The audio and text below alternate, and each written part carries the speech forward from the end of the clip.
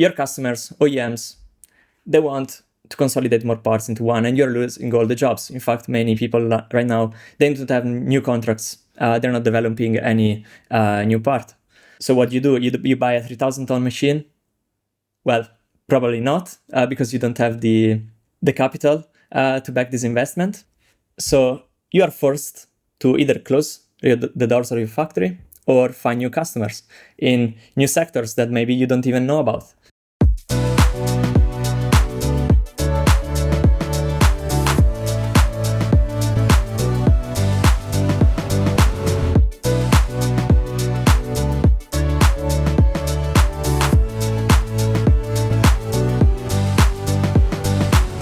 Hello and welcome to the Gold Casting podcast. Today we're going to speak about Gigacasting, but this time we have a real expert when it comes to information and a lot of aspects of the die casting industry. Why we say warmly welcome to Luca Greco. Welcome, Luca. Thank you for having me. Pleasure is ours. Well, we usually say that the marketing and communication in die casting is pretty bad, and Luca is a little bit our shining star here because he's actually what I would consider being the influencer of the die casting world with a special focus on gigacastings. So this is why we're so happy to have you here. So again, warm welcome. Thank you. Perfect. So before we get into the topics, can you give us a quick introduction of who you are, and especially for us the most interesting is how came your interest in die casting, in gigacasting? Yeah, sure. I'm 24 years old. And I work in a small foundry in North Italy as project manager in the technical department. But before that, I was studying at university, industrial engineering. And 4 years ago, actually, I had the opportunity to visit Hydra in their factory in North Italy.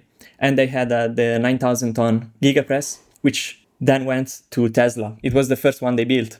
And in that occasion, they had an open day where people and students like me had the opportunity to come and visit.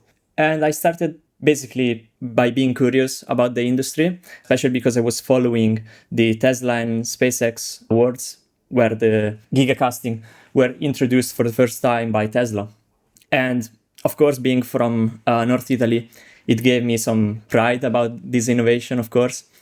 And I then noticed that in China, they were using more gigacasting than in the Western world, and it wasn't covered on social media, especially on Twitter, where I started at the beginning. I started just covering the news a few months after the visit, and I started gaining traction. In particular, there was one big channel that reposted me, and then I didn't really have a plan at the beginning. I wasn't really so much interested in the die casting, but one thing after another, I opened an account on LinkedIn. I started a newsletter, then the database, and here I am. After finishing my studies in university, I started immediately working in a foundry, which is not typical, I know, for engineering students, but that's how it started. So your channel on LinkedIn, it was more an interest and you started to post, and then all of a sudden, hey, I got followers. Yeah, exactly. I just started posting for my own curiosity and try to get some opinions. Just I wanted to get into conversation with some people, which I followed on YouTube or other Twitter accounts. And then it just started becoming more professional, whether I liked it or not. People started asking questions, which I didn't know answers to because I knew nothing about die casting. Nobody in my family has a background in engineering or manufacturing or let alone die casting. So I just had to use some LLMs, which at the beginning were extremely bad, and some research I found online, like open source research. And then the thing that I really liked about the die casting industry is that the old people in the industry, maybe the 50 plus years old veterans. That's me then. Maybe. Some people started really writing me messages in direct, and they were interested about my background, and they wanted to know if I knew something. And usually what happened is that I was the one asking more questions at the end to try to learn as much as possible. And they really helped me grow in terms of technical knowledge and information just in general. And it's nice because I could really notice that everyone in the die-casting industry was finding it strange that some of my posts had hundreds of thousands of views, because nobody usually cared about die-casting on social media or just more mainstream journalism. But this gigacasting topic is extremely interesting. And so it was a lot of different coincidences, but a really interesting world. Yeah, but if you look at it in the marketing landscape, you don't find influencers in Riocasting. I mean, you're the first one, basically. If you look at it. In Riocasting... No, Gigacasting, sorry. Well, in Gigacasting, it's... I would say so, yeah. I notice now there are some salespeople from different equipment suppliers. They try to imitate a bit of my style. And, but that's not going to work, right? I mean, they're speaking about their product. Yeah, if you speak about their products, it doesn't work, of course. No, I know. But it's kind of interesting and overwhelming in a sense, because everybody seems to know me wherever I go. Of course, inside the die-casting industry. But overall, a good experience, and very extremely strange one. Because strange how? Well, because, for example, I've seen a lot of posts from Fabian, and it's just strange how people try to reject the innovation in marketing in the industry. Because some posts in the comments get a really negative traction, and I think a couple of times happened to Fabian as well, where people just try to reject everything you tell them. Yeah. It's just a complete rejection without even understanding like the context or where some technological breakthroughs are useful. Of course, I'm not trying to say that everything must become gigacasting, but there is a strong rejection from a system that maybe doesn't really work well. Why do you think it is like that? Why do you think people do this? You know, they think 1 second, then they write a pretty negative comment. I saw now it was someone saying, that for the gigacasting must be more than 3,000 US. Why do you think people react like this? Well, I'm not 100% sure, but sometimes if guessing. Sometimes it's just maybe some, I don't know. Envy? Sometimes envy because you're not working on the projects, or when you propose these projects, they were rejected by everyone. Or maybe you just are not happy that you didn't have the opportunity to work on them. Or maybe you just think that the old way is the better way. I don't know. Yeah, is it that many people did their work, what they're doing for more than 30 years now. And now something new comes along and you have to defend what you've been doing. And it's maybe something that is more like, oh, it hurts. And that you get never to that solution by developing linearly. You have to really break that disruption to do something completely new. And that is something that I think bugs many people, that they cannot wait until they go into retirement before change is happening. I think you're right. Yeah. I mean, you can take another thing. I mean, the people that were doing the carriages for horses in the old days, none of them became a car maker. So sometimes disruption, it could be very painful for certain people. I have a theory. I think you have a young guy under 30 and you have an audience 50 plus, and the young guy also have an academic degree. And the older generation, they went directly from, basic school into the foundries, pretty often family owned. So I think there's something to it. And what I would like to say is, if you look at today's castings, they're that complicated. I think you actually need to have an engineer background and some academic thinking around it to get the system view, the holistic view. So the combination being young, having an academic degree, and then sticking out, I can see how it pisses some people off. Well, yeah, to some degree, I think university helps in terms of, well, if you really understand like certain topics in chemistry and physics, it really helps you think by first principles. That's what you should do. But I think the experience I gained and just by working, let's say 1 month, is absolutely more valuable than reading every research and learning. Probably. Yeah, absolutely, for sure. And in terms of more complicated research, like developing a product from zero, okay, I understand where you need a lot of research from university and extreme first principle understanding of chemistry and physics. But Give it a year.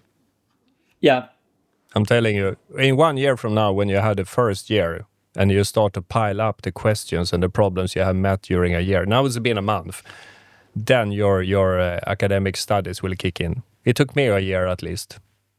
Because in the beginning, it's, okay, where's the coffee brewer? What are the working hours? And what are we doing in this company? But after a year, when you start to get a holistic view of things and seeing the problem that repeats themselves, then it kicks in. So that's my story. And I started as a purchaser. You can imagine that. Getting into our industry, what do you see in our industry? Well, I see a lot of... Well, from my side, of course, it's much easier to view it this way, but I see a lot of hope in the future because, unfortunately, let's be completely real. Some small foundries, which are not capable of understanding where the market is going, they will not survive, unfortunately. And that's sad because maybe you're ending 80 years family-owned company tradition. But also I'm seeing, just by talking with people, many are understanding that the automotive industry does not want small die casters anymore. For a large part, of course. I'm not talking in absolutes, but it's not just about gigacasting, but OEMs want to consolidate more parts into just one. And sometimes 1,500 or 2,000 ton machine is not enough. You need a bigger one. And we know that it's completely different running a 500 ton or 900 ton machine from a 3,000 ton machine. And then it's just about running the machine in a cost competitive way.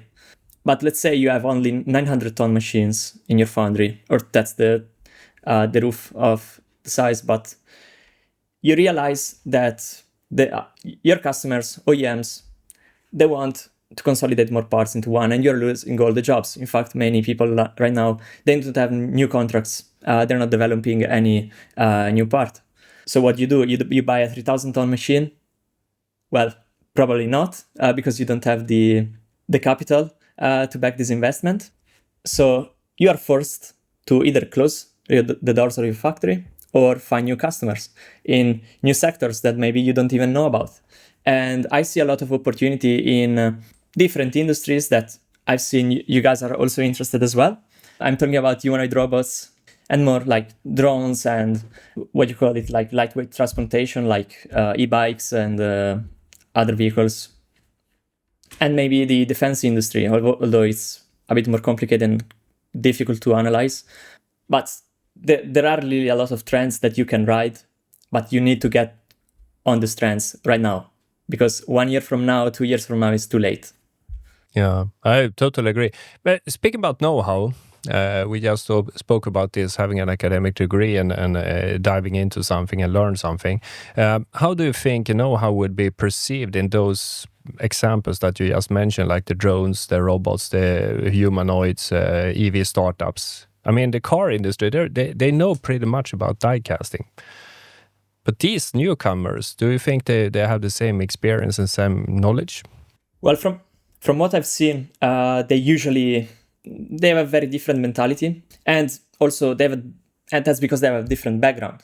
If you go to humanoid robot startups, drone companies, they're usually low volume industries because right now, exactly, because they are in a prototyping stage, and also you have a lot of engineers from the Silicon Valley area, and even in Europe, there is not so much people working in this industry with a background on die casting. So much so that I heard people saying that die casting will never work for precise motors, for humanoid robots or parts for drones. And I said, okay. So I clicked on the profile of this person, and unfortunately he was a venture capitalist working as a consultant for these companies. So that's not a good presentation, but we got to prove him wrong. Yeah, absolutely. And one way, which I thought, but I don't know how possible, how doable this is, but die casters really need to enter into these new industries, present themselves, and try to help solve their manufacturing problems. Because if you're making a leg for a robot and they are used to make it by milling, or some might even propose like 3D printing, And for high volume, it's just not going to work. Okay, you may get a $250,000 humanoid robot, but it's not going to sell. Maybe you want to follow the Elon Musk way and do a $20,000 robot. That's possible to make 1 billion or 100 million of them in a year if they cost $20,000. But how do you do that? It's through die casting. Many of these parts need extreme high volume manufacturing, lightweight. So die casting is probably one of the few ways. And it's not true that you cannot maintain strict tolerances. You can add post-machining and everything.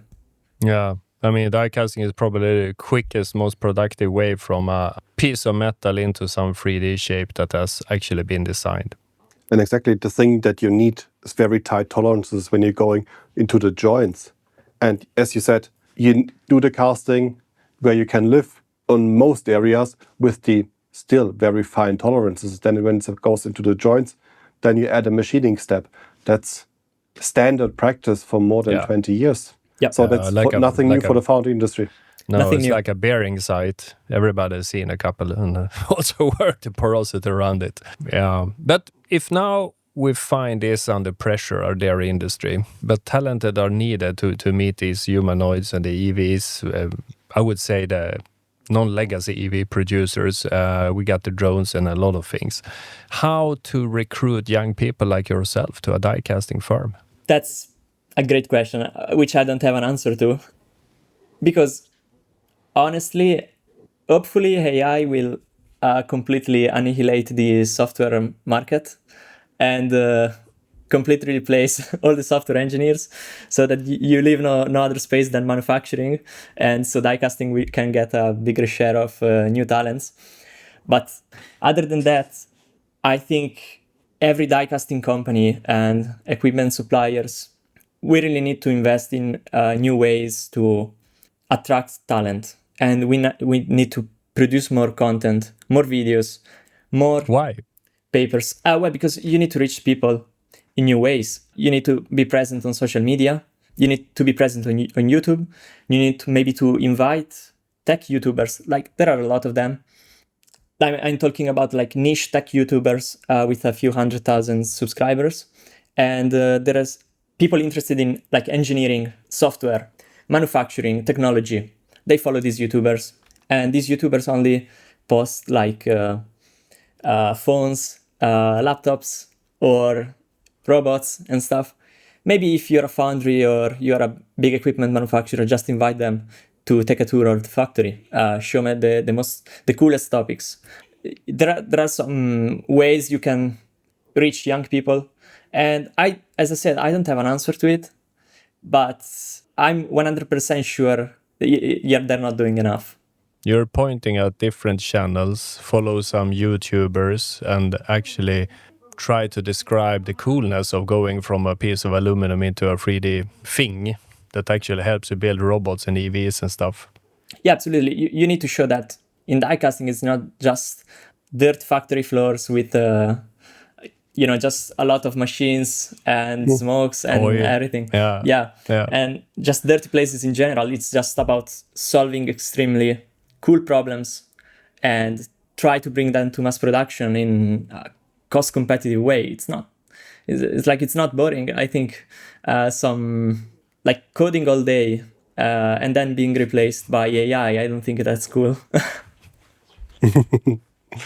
No, that's the key thing, that we need to show how cool that is. And that is something that isn't been done. You don't see anything on the typical channels. When you look on the websites, it looks like the company died 10 years ago because it's not up to date. The latest news coming from 2018 or 2024. Yeah, nobody's going to work. If you're serious about your talent and if you want to do something and you see the website before applying, you say, for my own risk and security, I'm not applying at a company that doesn't see that they reached the current year. Yes, and I've actually talked with a lot of people saying that it's hard to reach students in the technical schools because that's what they used to do for the past 30 years, to look for technicians and people to train. But right now there are just fewer people. So maybe start looking into universities, start trying to organize something with all the companies in your area and try to come up with something with the university and try to recruit people and show them your factory.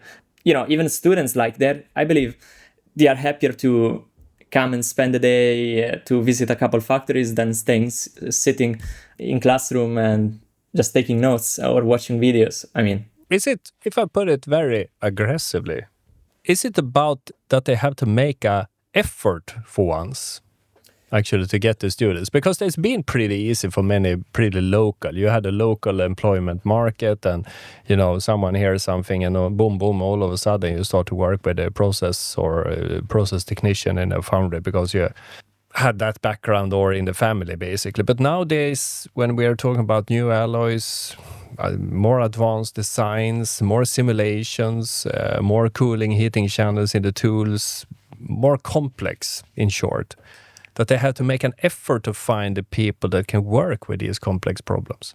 Yeah, absolutely. It's also, it was much simpler before, because as I said, like I talked with a lot, for example, I talked with a mold maker and he told me, well, 10, 15 years ago, 20 years ago, I went to the local technical school and I recruited 20 guys. And then after 1 year, 5 of them became my full-time employees and I trained them and everything. Now I go to the technical school and there is one class every year. Instead of 100 students graduating every year, 20 years ago, now I have 20. And nobody wants to come here to work because it's dirty and everything. Well, but it's not like the demographic change was from, like, births didn't decline by 80%. They declined, but not that much. So it's a slippery slope, yeah. Yeah, it means students are somewhere else. They are in universities now. So you really have to find a new way to attract them. But maybe all of these new technologies and maybe AI-powered tools, as you said, in cooling and simulation, they can maybe really help to bring back more interest and eyes. But it's not going to be automatic. There's still going to be some effort to do by the company. Absolutely, I totally agree. But I'm still claiming that today's designs and the selection of alloys and everything is making casting more complex. I know that many old guys will shout at me at the next Eurogas for saying this, but you cannot stand there, with your thumb in the tool and say the metal is going to fly like this in this mold. It doesn't work anymore because we're talking about 1 millimeter wall thickness. We're talking about aluminum silicon 7, leak tightness on new demands, etc., etc. And if you look at the humanoids, we're speaking about what? A319 alloys, T5. 95% of all the foundries has never heard about that alloy. So if you want people to cope with this, maybe you have to do an effort. You got 20 guys to choose from instead of 100, as you say, Luca. Mm-hmm. You have to do an effort. Absolutely. Harsh, but I cannot believe this. Otherwise, what will you do in 5 years when 20% of your workforce is retiring? Exactly that. You have to do different things today than you did 30 years ago. And I will promise you that 60 years ago, you had to do different things than you did 30 years ago. So it's a process that evolves.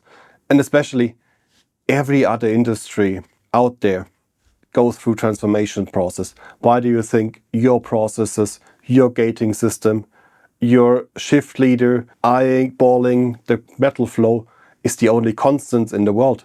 No. Everything evolves. And especially when you look at companies that have a high innovation speed, they all go in that direction because it works. Why shouldn't it work for the die casting industry? It's a bit different in the manufacturing process when you have a metal going from liquid to solid, and it's not just a forming of a metal in a solid state. Mm-hmm. Yes, that is more complex, but it's the same people you're trying to reach, and you have to make it interesting. And if you don't make it interesting and just showing the same machine, just standing there, hey, take a look, here's the machine, we have that model, come work for us, or hey, here are sparks flying everywhere. Who cares about that? That's not interesting. That sounds tedious. So you need to find the angle that is interesting. And the terrible thing is there are so many good angles to go for where it's so interesting, but none are taken. let's change the subject a little bit. Now we have the recipe of recruiting young talents. Make an effort, use some other channels, invite people to walk through your workshop, describe the problem solving that they do every day. I think this is a decent, good receipt. I would love it. Let's talk about the foundries. I mean, we just mentioned fewer parts, big crisis, new applications. How should a foundry do marketing of itself? Because I think you said something in the pre-meeting. People cannot buy what they don't know exist. So how to market a foundry? What is your view of this, Luca? Well, I would like to just say that I'm not very good at understanding, because I have a very technical mind, so I'm focused on technical problems, and I'm just interested about the technology and all the physics behind it and this kind of stuff. So I'm maybe not the greatest person to ask this question, but what I've seen is that many companies, many foundries, they have a lot of machines running and they have perfect quality, well, sort of, but they're very good at doing business, but they don't find new customers right now because of this shift, because they're not good at finding them. You cannot wait for somebody to come to you. You need to find these new companies yourself, and then you have to be good at selling, which is something that it's not impossible, because what I notice every day where I work is that my boss is extremely good at selling. Like, he's great. This is his best quality for sure, hands down. And he's really good at finding these works because he's forward thinking and he's just good at building relationships. But what he does all day is looking at potential customers. He doesn't wait for somebody to call him. So while on the human aspect, I'm not really good at really understanding it and not even coming remotely close to it. But on one thing for sure is that there is this opportunity and it needs to be found for your foundry, but it's not impossible. And if the automotive leaves most of the small foundries, it's not the end. It's not the end. Yeah. No, it's not the end, but there needs to become something afterwards. And as you said, you cannot wait and for someone to download your 2017 PDF that you handed out during the last 5 years in exhibitions of foundry conferences. If you want to reach new customers, they're probably not thinking about die casting at the moment. And you need to be present where they are, and that's not the next foundry conference. And that's a bit of everything that you need to change things around. And as you said, with your boss, going out constantly, seeing where opportunities, talk to people, understand their market, and then find a solution you can deliver. And that it's basically a service, not just a block of aluminium in a 3D shape. It's a whole service to get to the right solution. And that's also a big difference, that the automotive is different. For them, it's buying that aluminium piece. Now it's about selling the service to get to a solution. Also with a very different profit margin. Yeah, and for one thing about going back to the topic of humanoid robots, like really you need to make them understand two things. That die casting is a lot cheaper and you're not sacrificing mechanical properties and tolerances and precision. Of course, you're not going to achieve the same tolerances on CNC machining from milling, but it's just going to be good enough. And that's the most important thing. So you have to educate your new customer when they don't have the experience of die casting. Yeah, absolutely. You have to make them understand that it's a lot cheaper and it's the best overall solution. It's not the best solution overall, but in terms of mechanical properties. But overall, when you put in costs and volume, that's absolutely the best solution. But you are 24 years old. I imagine that many of the designers designing the parts of humanoids, drones, etc., they are pretty much in the same age as you. So here comes the question. Where do you find information when you have a problem? How do you do? Well, on my, let's say, market analyst job and article writing, I usually structure it by starting from AI. I tell AI to do a research, very general research, nothing specific is good enough. And then I just start clicking links, all the links that it gives me, and I start reading the research. In the die-casting field is usually very old, but it's good enough at least. But then you have to put the effort in terms of my research of the market. Then most of my ideas really come from the conversations that I have from people and the observations I make. So most of my job is not really researching from zero, it's researching from the information I come across. But on the other side, in the foundry industry, it's more complicated because you have some people, like for example, some of my colleagues that maybe they have done this job for the past 30 years the same way. And maybe some are not so open to new ideas, while some others are more prone to listening and teaching. But like it's not always the same start. I don't start from the same point always. It's a bit different too. But do you use YouTube anything? Well, for die casting, not much. Mm-hmm. That is for following others. Yeah.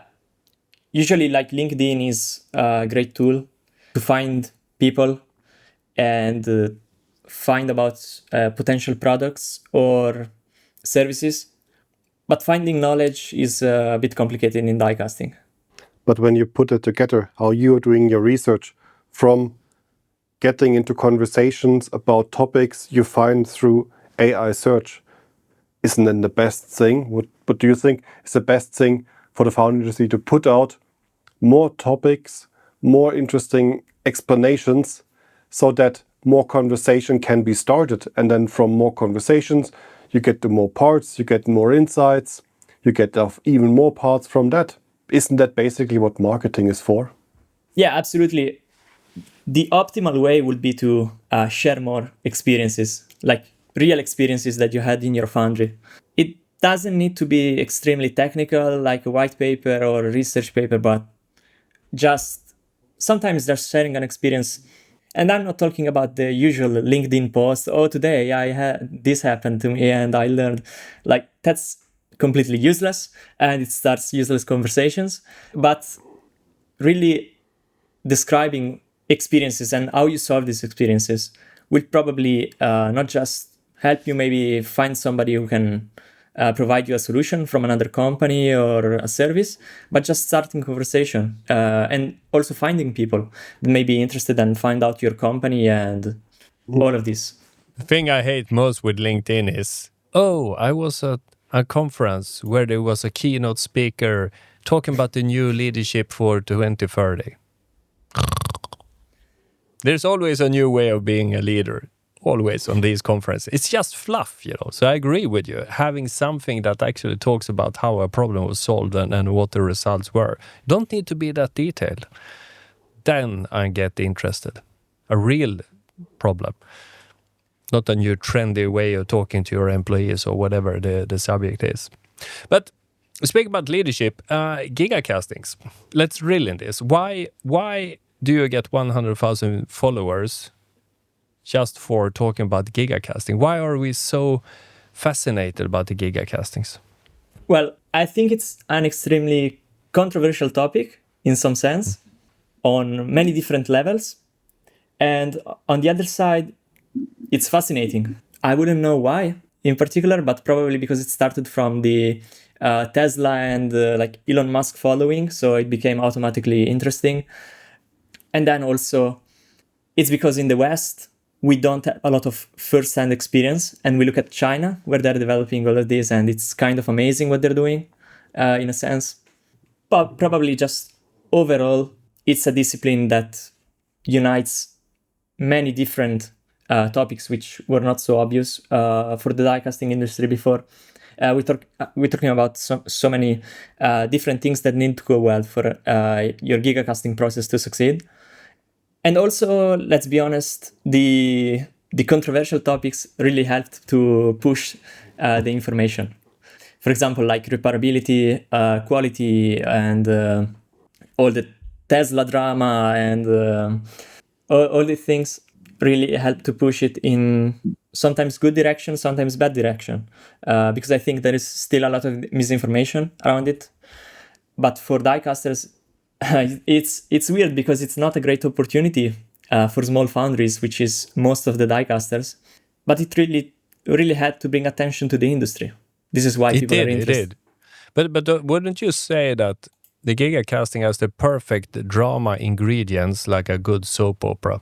I mean, you have something new that shakes the whole crowd. You have the evil guy, Elon Musk, disturbing the peace by doing this.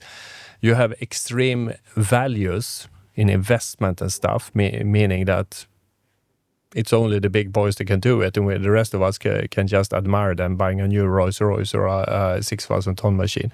So it's like a soap opera. And then you have the merger disciplines that people need to start to work in some kind of level to get these things out of the door. Yeah, absolutely. But the great thing is that probably a lot of the largest innovations in diecasting will start from gigacasting now. And after some years or some months, these technologies and the company providing these solutions will probably realize, well, our gigacasting market pool is not as big as we thought, because the EV demand is slowing down, so the adoption is also slowing down of gigacasting. So we're going to look at the larger base of diecasting, and maybe we're going to bring some of these innovations to the lower sizes of machines. But in order to do that, you need to lower costs. So maybe, I mean, I like to be optimistic, but I don't know, don't know for sure. But maybe they will lower costs. Some of the technology will be more affordable for small foundries. And then, as I said, all the attention that it brought to the diecasting industry will only benefit small foundries.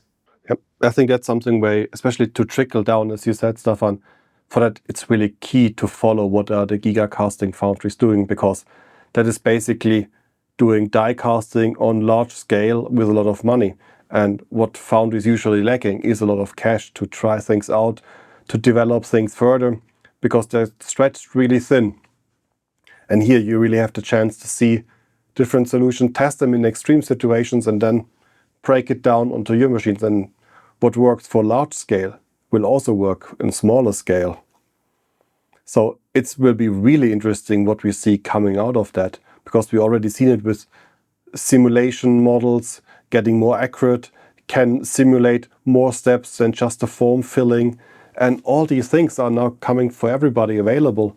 And it will be highly fascinating what comes out of that. But you need to accept, again, new ways in doing things.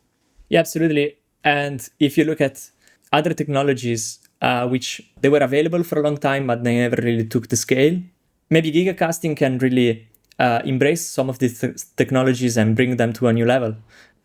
I'm thinking also about riocasting, solving the problems of extreme flow length. Riocasting can offer this solution. And then maybe, given that the gigacasting crowd embraces this solution, maybe it will also expand to the lower tiers of diecasting. That's optimistic, but I know that there are some applications which can benefit. And there are new use cases that were not present on the market a few years ago that now can benefit from riocasting or other technologies. Yeah. Yeah, Sounds I think good. so. Yeah. But the dark lord of gigacasting, Elon Musk, running Tesla. You know, I love Tesla because they always prove everybody wrong. And if I had €1 for everybody coming into my booth at the Eurocast saying that the quality of the casting is crappy, this will go bankrupt. I will driving a Porsche now, or a Tesla. So the elephant in the room, why is Tesla this successful? What's your thought on that? I think it's been widely documented why people just don't want to look at it, but I will repeat it for another time, is that they start from first principles and they don't have, 80 years of history dragging them back. The same way you could see like a legacy OEM, you will think, well, of course they have an advantage on manufacturing. So introducing batteries and electric motors and other things is going to be more complicated, but they have the advantage in manufacturing. because they've been doing it for 80 years. And now here comes Tesla, and their first models on a manufacturing side, they are very bad, but they have the best technology. And after, and I'm talking about the 2012, 2013, 15 period. After 10 years, look at them now. They solved all the manufacturing challenges, at least the most difficult ones. They introduced new solutions to the challenges, and they still have an advantage in electric mobility, batteries and motors. And something that gets never mentioned, but it's extremely important for efficiency, is the heat management of batteries and motors, and like cooling and heating the cabin.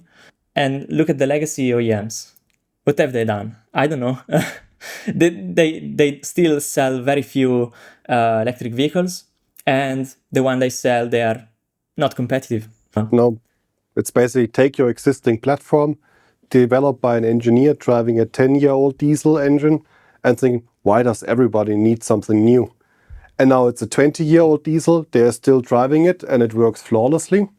So these are the guys designing the electric mobility of tomorrow, and it's very clear why that doesn't work. If you just have to do everything with the same parts, and it's just getting too heavy, so they're optimized for. And then Tesla did the opposite. They're saying, hey, we're going full in on that. We make it the best thing, and we start somewhere, because if you have one chance every 7 years for a new platform to make things good, it takes you a very long time to get good.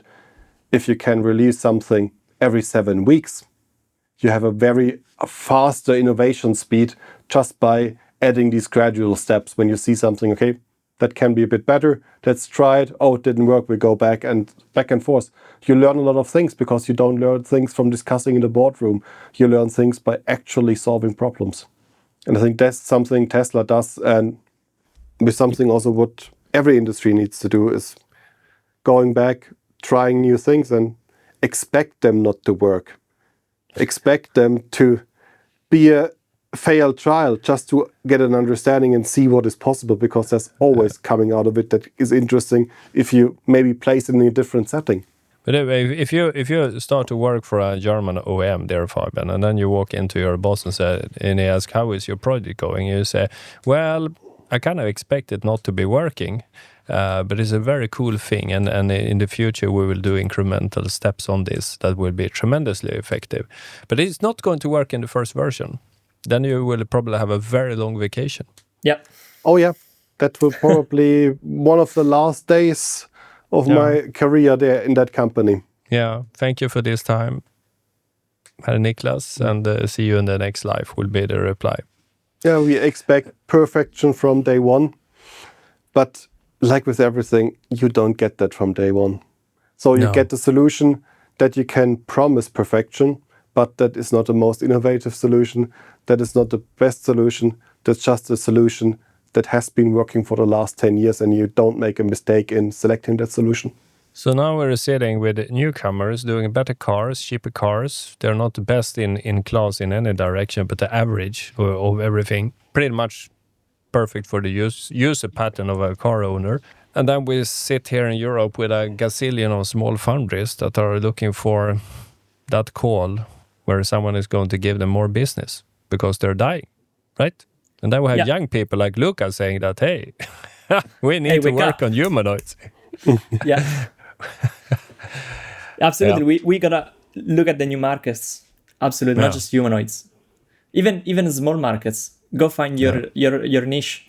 It's not gonna be maybe a solution for everyone, but if you find your niche and you grab as many customers as you can, you're still gonna be successful.